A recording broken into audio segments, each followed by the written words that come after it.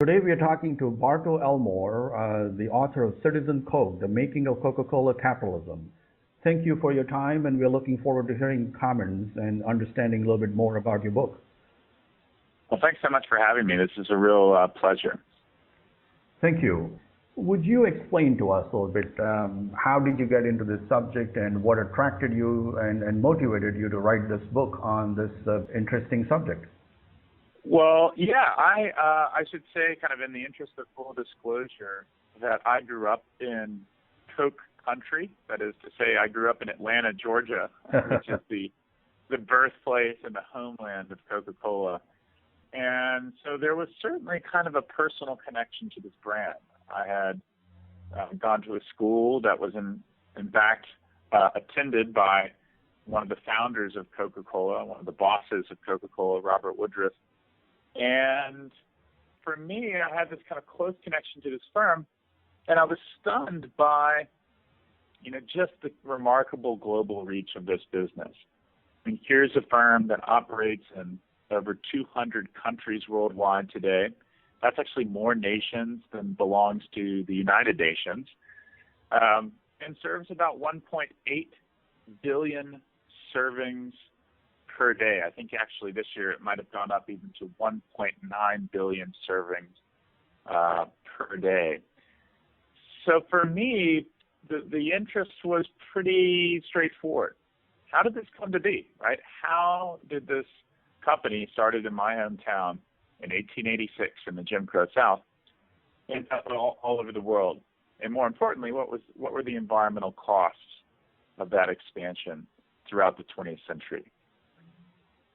Would you enlighten most of our readers who have tested or used or consumed at least one of many Coca-Cola products in their lifetimes, what it was like in the early days of Coca-Cola? How did the founder get started, and did he have any early challenges that he had to overcome?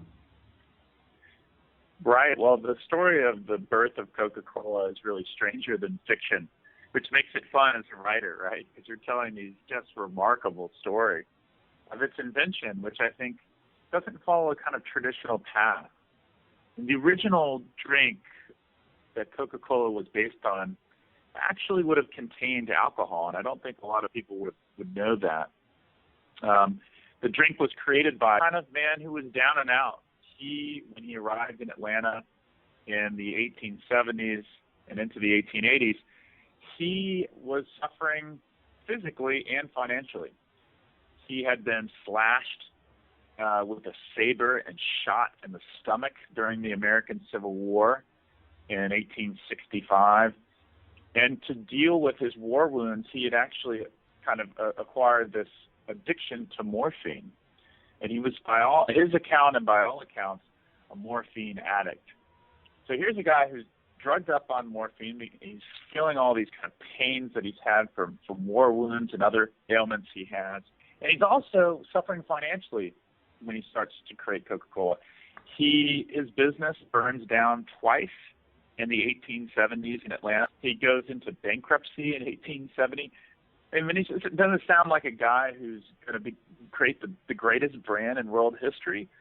No, it sounds like a guy who's going to be a complete failure. And yet. And what he does, actually, is he knocks off a brand that's making a lot of waves internationally in the 1870s. He sees a drink overseas called Vin Mariani.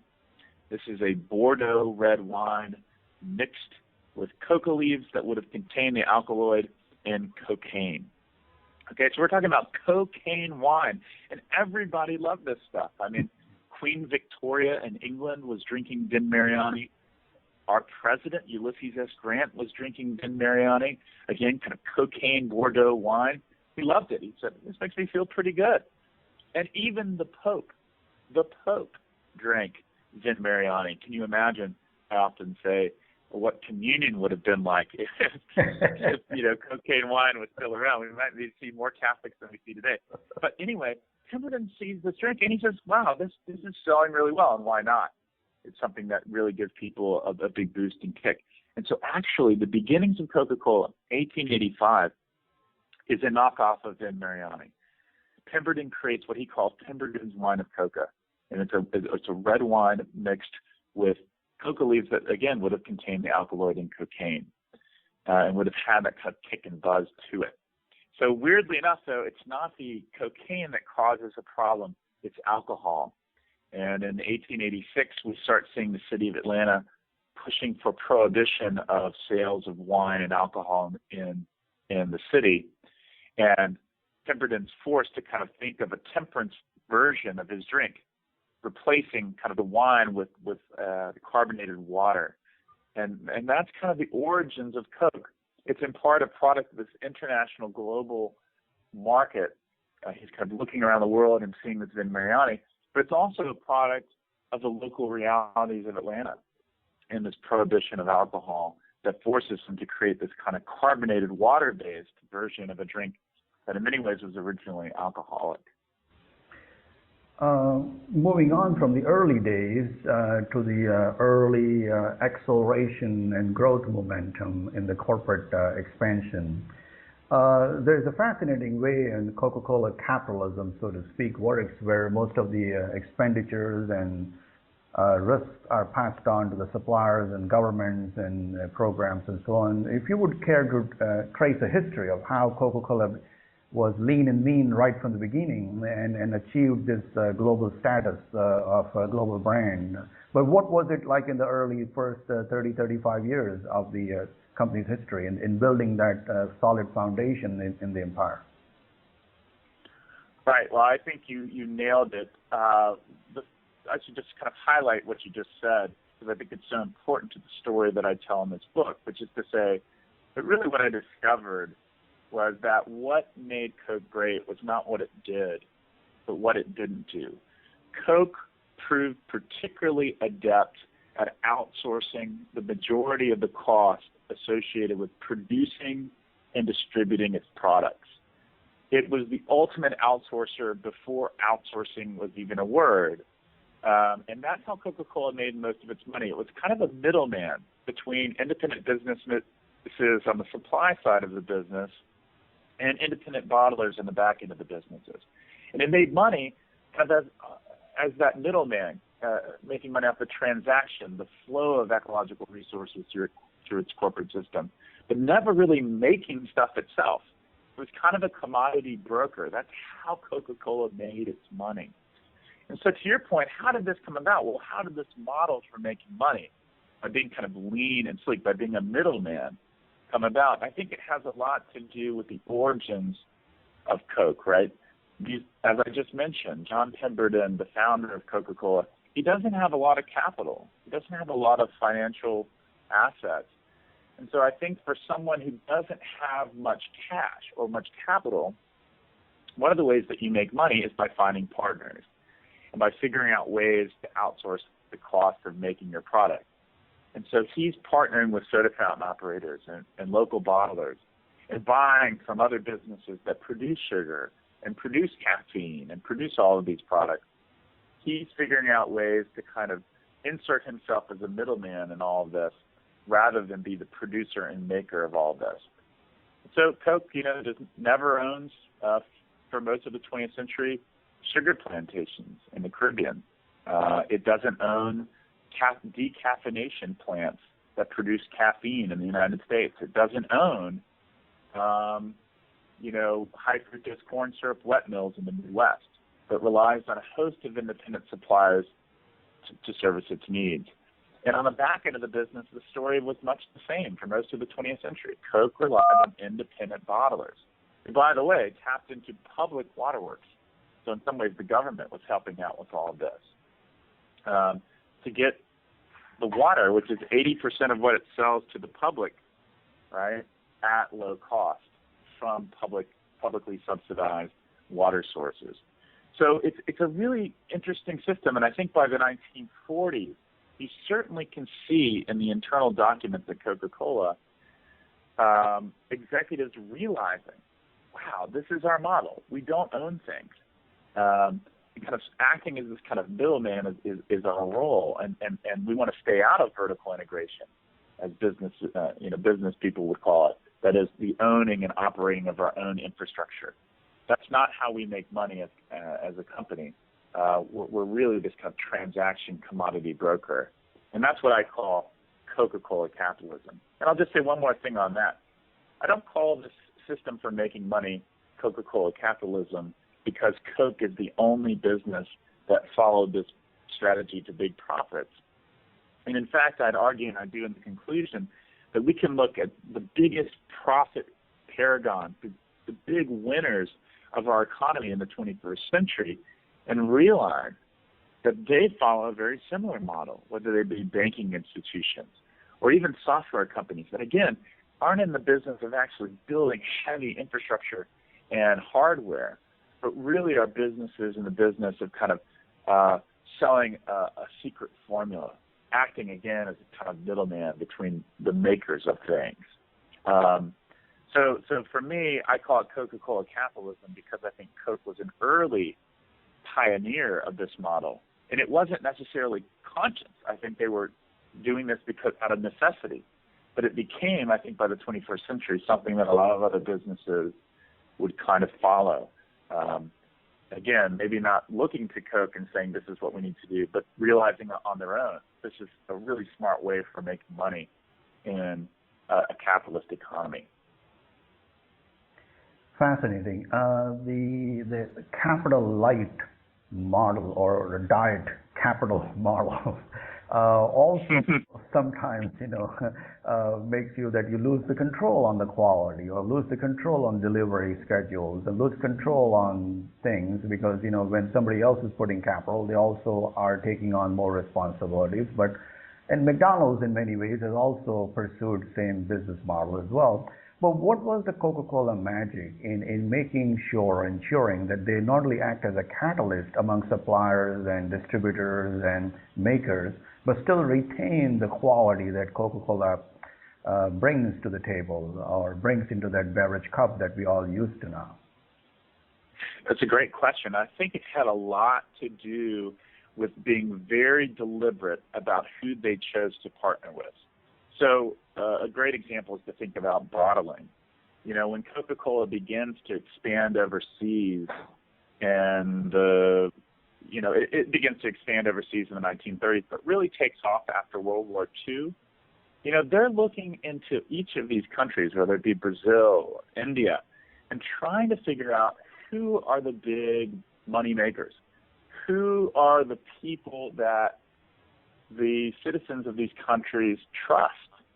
And I think we often think of the Coca-Cola bottling story as a story of, small mom and pop bottlers who go on to make millions of dollars. And I think in the early years of Coke's history, there are certainly examples of that. People who, really become millionaires with starting out with, small loans into this bottling enterprise.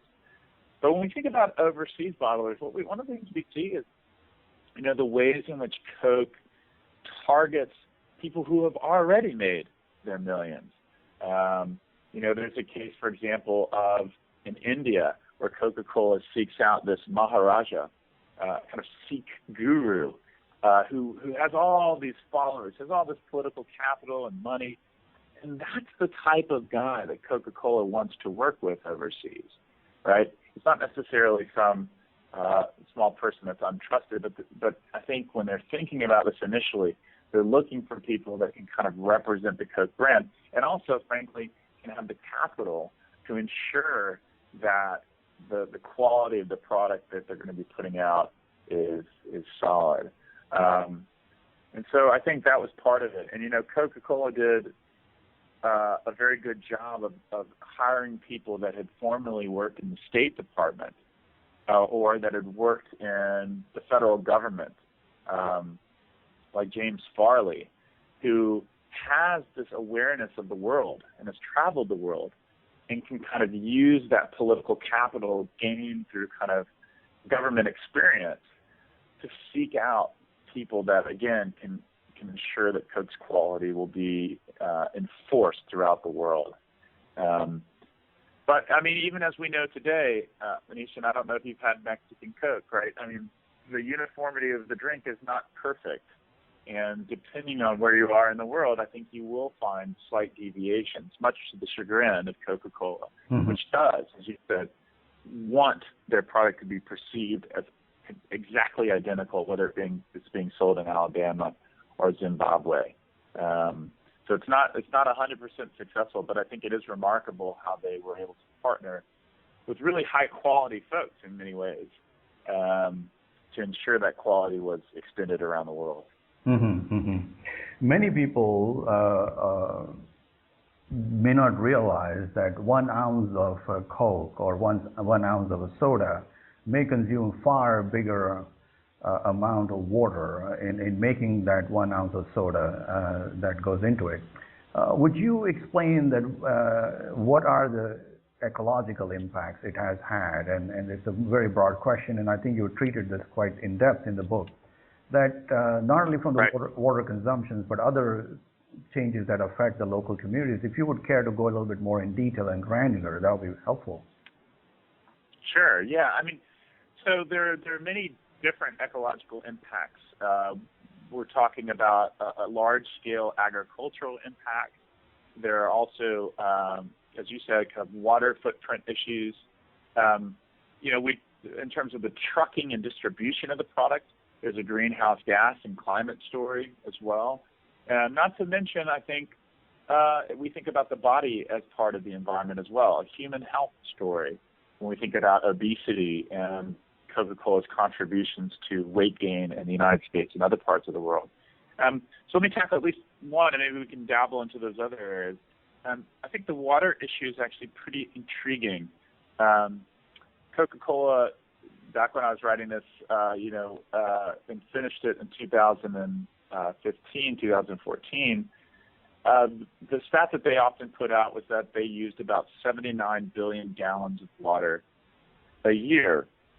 Now, on the face of that, I think that's really interesting because further research into that statistic revealed that represented only about 1% of their total water footprint, right? So the water that's extracted at bottling plants that goes into Coca-Cola's products really represents only about 1%, according to the company, of its water footprint.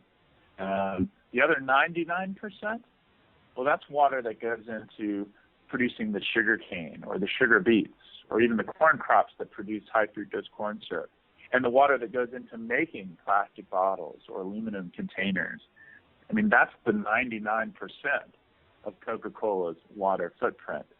And if we included that number, that amount of water in the story of how much water goes into making Coke's products, I calculated that, the total number might be around 7 trillion gallons compared to 79 billion gallons, which is what's often listed as their water footprint. And that's because, again, of this embedded water that goes into making Coke's products. And I think it's water that we don't often think about. That said, the bottling businesses themselves do have very specific local effects. You think about a bottling plant like the bottling plant I visited in Rajasthan, India, in northern India, in a village called Caldera, just outside the major city of Jaipur in northern India. Here's a bottling plant that operates in a very water-stressed region of the world. This is a very arid kind of desert region of India. And I traveled there because there were complaints from villagers arguing that this bottling plant was extracting water at a rate that was affecting groundwater and depleting local aquifers. An independent NGO did research into this and did determine that, yes, we know agriculture is actually one of the largest consumers of water, and that Coke was not the only contributor to a worsening water situation in Caldera, but it did determine that it was, exacerbating those issues, that this was a place where extracting, hundreds of millions of liters of water was probably not good for the community that needed these precious resources. And actually, it's really interesting. My book came out, in 2015, and just 2 weeks ago, that bottling plant was closed down. And the argument was that it had nothing to do with water. We're responding to market forces. But they had been facing a lot of pressure, including pressure that I tried to highlight in my book about this issue. And I think that this is a real issue for the company. You know, how do you expand around the world into arid regions of the world where there's a lot of opportunity for sales, but very little water? And how do you be a good corporate steward when you have to be careful about where you're expanding? And I think Coke is really trying to deal with this. I think there are a lot of good people at Coke that are trying to think about how they sustainably are going to expand their water extraction in the years ahead. But I think they face some really tough questions because the market pressures are saying, go into India, go into desert regions of Africa, which currently have very low per capita consumption rates of Coca-Cola. But the kind of environmental story is that those places are also the places. And I don't think we even have to think about this overseas. You can even think about California today as a place that may come under fire for Coca-Cola, or Coke may come under fire where it's extracting water in places that are facing drought here at home. So I think this issue is going to be something that really challenges the firm in the years ahead. And I think they're going to fundamentally have to question their kind of expansionist model and think about where they're headed in the years ahead and whether they can actually go into some of these desert regions in good conscience. Yeah, no, I think it's these issues are out there, and I think, as you mentioned in the book, that when you go around in the Rajasthan looking for water, you ended up finding the Coke was the only reliable source of drink available at that time. Right. I mean, that was what was so funny for me. It was actually in that particular case, I was in Kerala, which is in southern India, southern state in India, and I was I was kind of parched and famished and was looking for anything to kind of satiate my hunger and my need for water, and I had to turn to Coke because the water supplies, the public water supplies, been really left without investment and have been kind of abandoned in some ways. And so I think sometimes today the only thing you can drink in some parts of the world safely is a Coke product, and I question whether that's where we want to be, and do we want to be there here in the United States? I mean, we think about what happened in Flint, Michigan recently, and the lack of investment that we're making in our own public water supplies here at home in the United States. Do we really want to keep buying bottled water? Do we want bottled water to be our source? Always on bottled water, and yet we have a deficit, billions and billions of dollars, that needs to be met to fix our public pipes in these years ahead. If you think about bottled water, we pay, on average, let's say I can give you an example from Atlanta, Georgia. If you were to go into Atlanta, Georgia, into a Kroger or grocery store, you would pay about 1,000 times more for that one little bottle of water, Dasani bottled water, than if you got the same amount of water out of your tap, right? And I think we fundamentally have to question why are we doing that? And why are we spending so much money on these private commodities, which are coming from the public tap themselves, instead of investing in our own public infrastructure? I think this is a real challenge for our time, not only here, but around the world.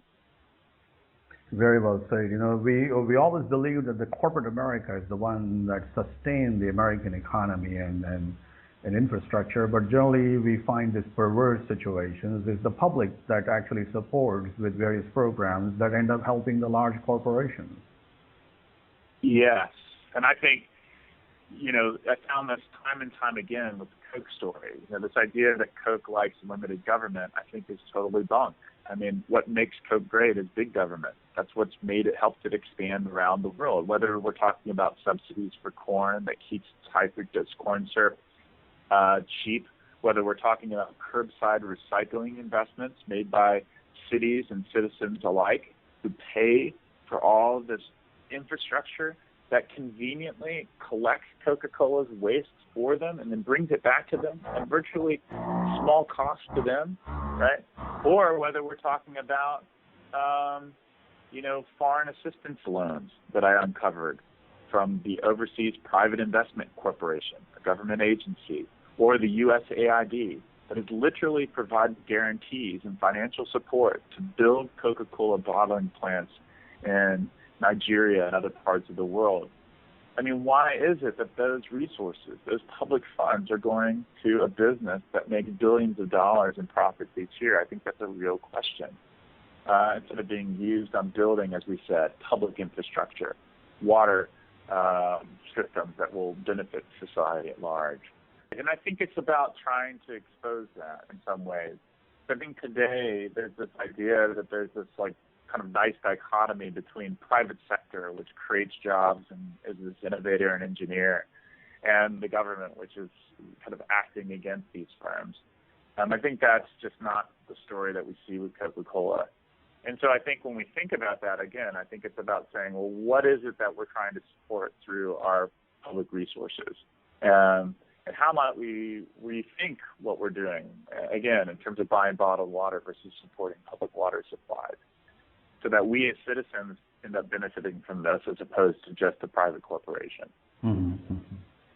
Earlier, you mentioned about the 4 aspects of the Coca-Cola ecological footprint, from the water footprint to transportation footprint to the agriculture impact, and the last one was the health and obesity-related issues. Can you explain a little bit that most people may know but may not know as well, that what are the impacts? And this is not just for the Coca-Cola, but in general for the soda industry or sugar water industry.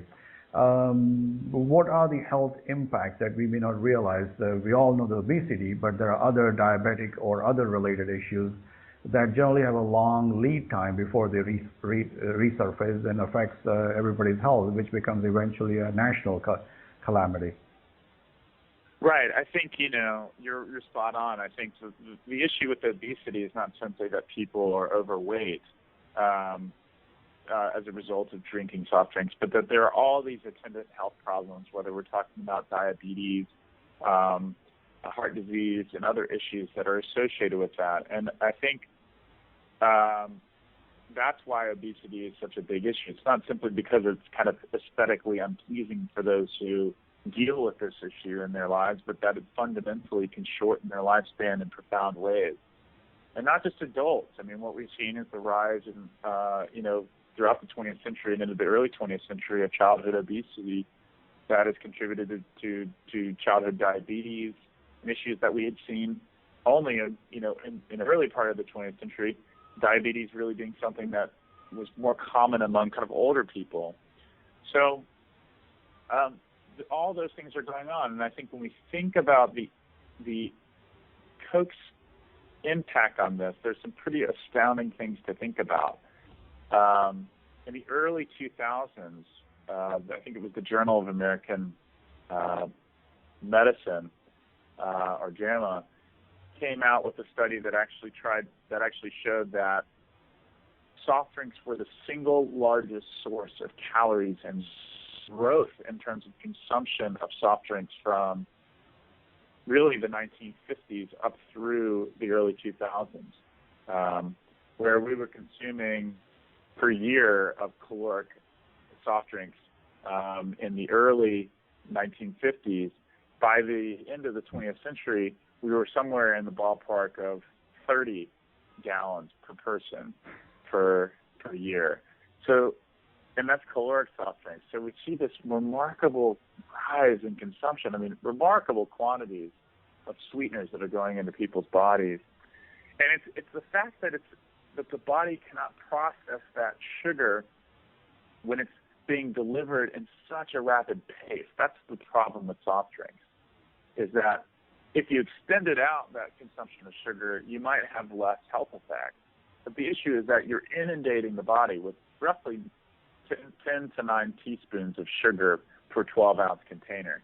And the body simply cannot use all that, all those carbohydrates to produce energy in that moment. And so the stuff gets stored as fat very quickly, again, because of the rate with which the sugar is coming in. And that's what I think makes soft drinks such a significant contributor to obesity. It's not the only contributor. We've seen, people having more sedentary lifestyles. The automobile age of the post-1950s has contributed to kind of a change in the workout and exercise routines of people. So there's a lot of factors that goes into this, but we can see, you look at the rise of soft drink consumption and obesity, there is a kind of mapping that goes on there. Now, it'll be interesting to see in the next 20 years, 30 years, whether we see changes, because one of the things we've seen since 2004 is that soft drink consumption in the United States has declined by 20% between 2004 and 2014. 20% reduction of soft drink consumption in the United States.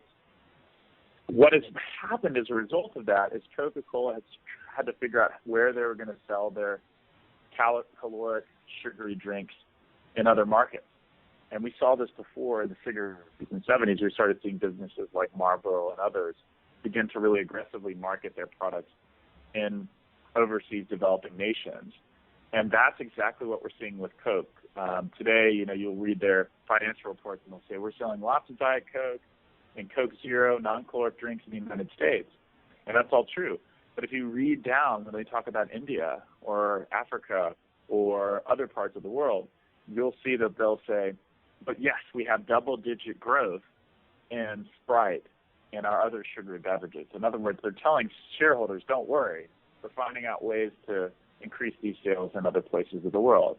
And so when you think about our obesity problem here at home, and that which is beginning to form in some other countries, we got to, I think, fundamentally question this kind of marketing campaign, which again is pushing Coke into places where there's maybe less health fears about these issues, but also arid regions of the world. Again, these market forces are pushing them into places where water is scarce, and all of these health and environmental issues that are shaping market decisions that are going to have profound implications for the health of global ecologies in the years ahead.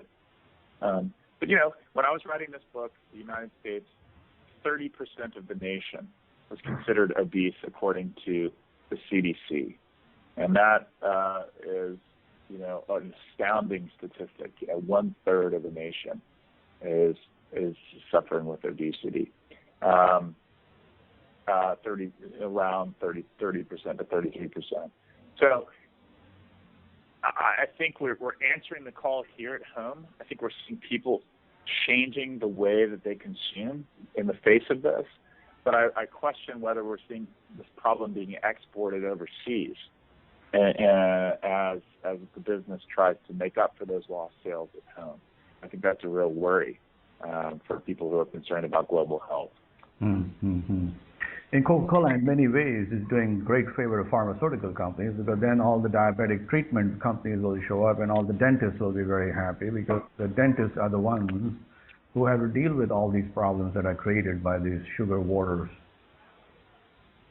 Yeah, although I'll tell you, I have a very good dentist in Atlanta, Georgia, and he told me that, this is not something that he likes to see, it's one thing, you're right, it does certainly provide business and things like that, but they really do care about teeth. I think these healthcare professionals do, and I think we've had a lot of conversations about this, just the acidity of Coca-Cola, which is remarkable. In fact, Coca-Cola syrup is so acidic and so in concentrated form, such an intense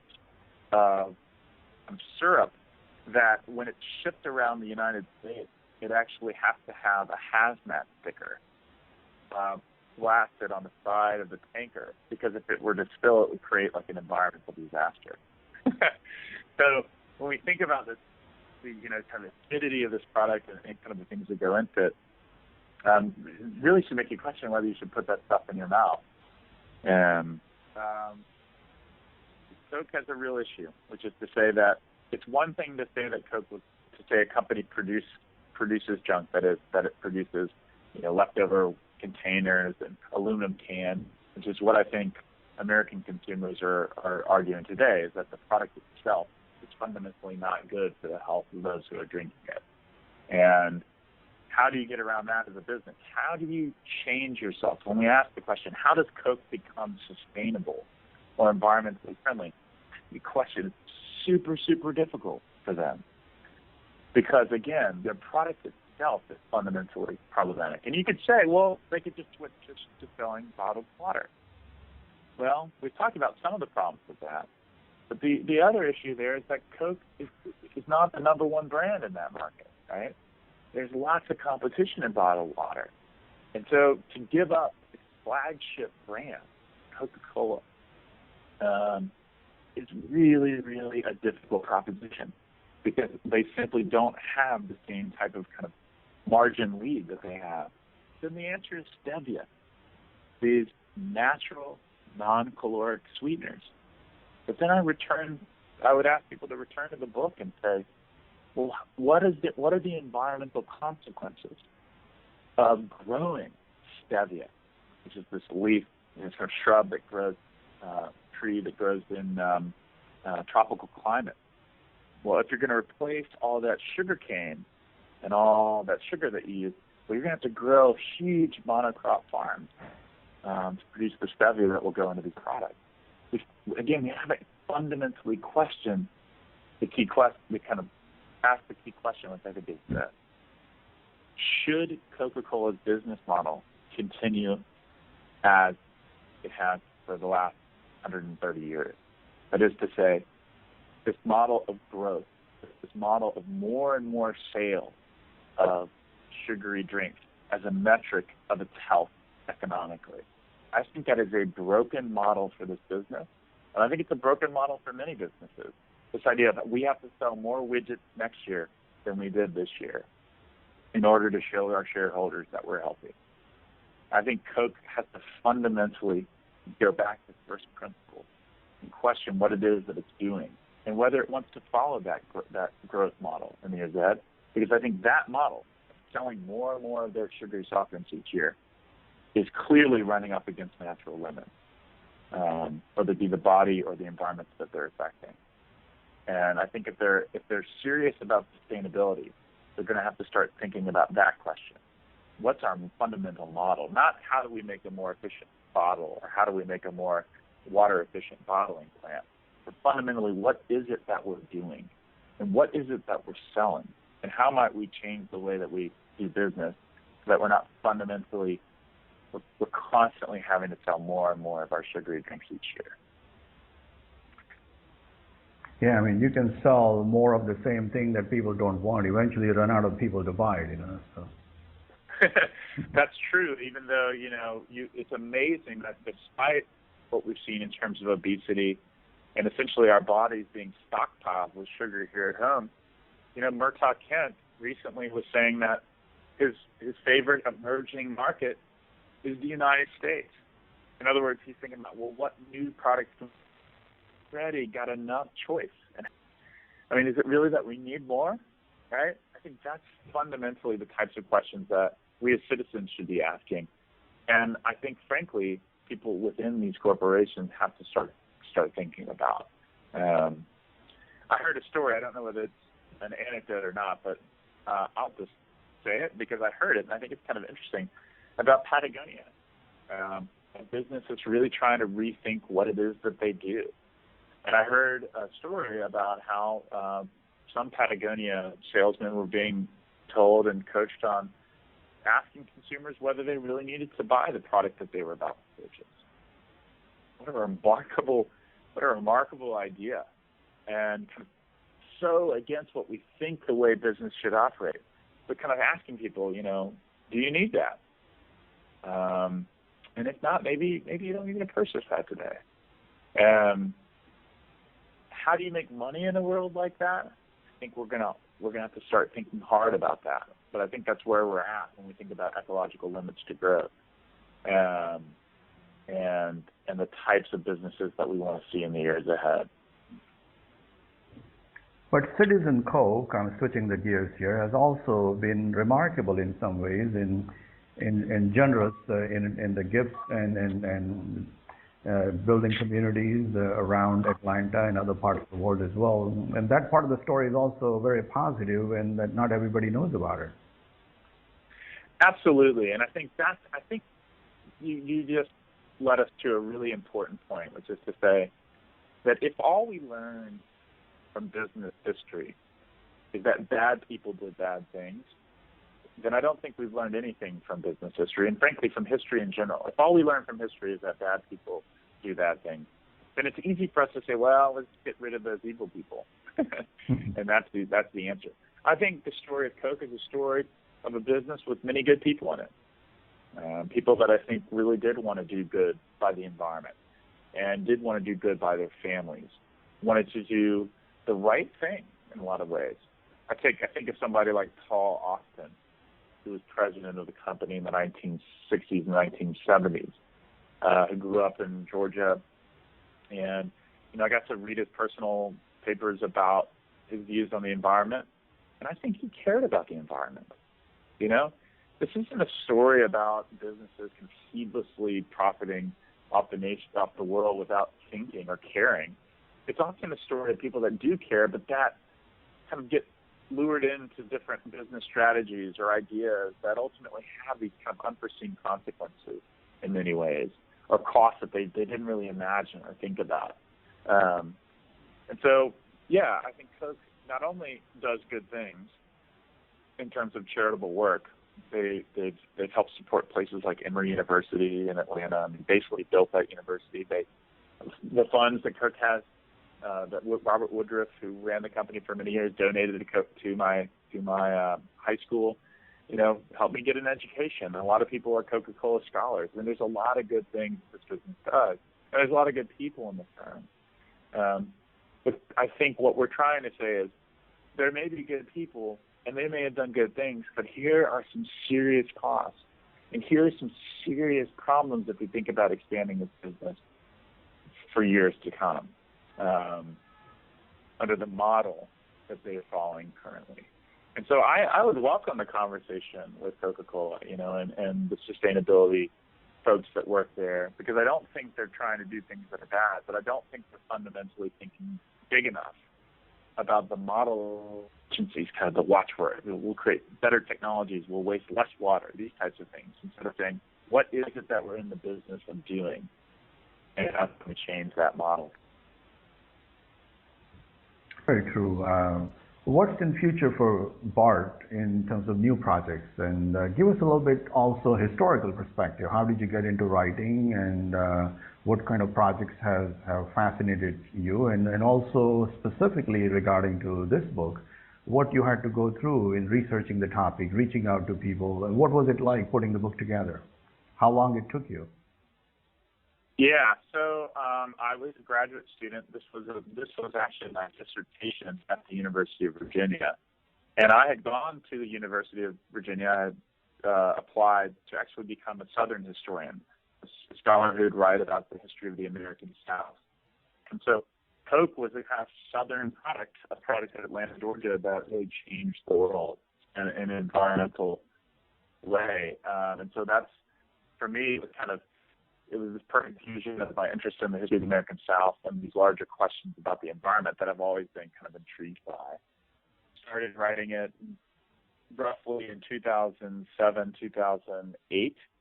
And yes, it came out in November 2014. So it was a long journey, right? Roughly 6.5 years of going around the world, traveling to India, going to Peru to talk about the story of the coca leaf and Coca-Cola, traveling around the country to national archives, to bottlers' archives, to get at these stories. And so for me, I love that aspect of what I do.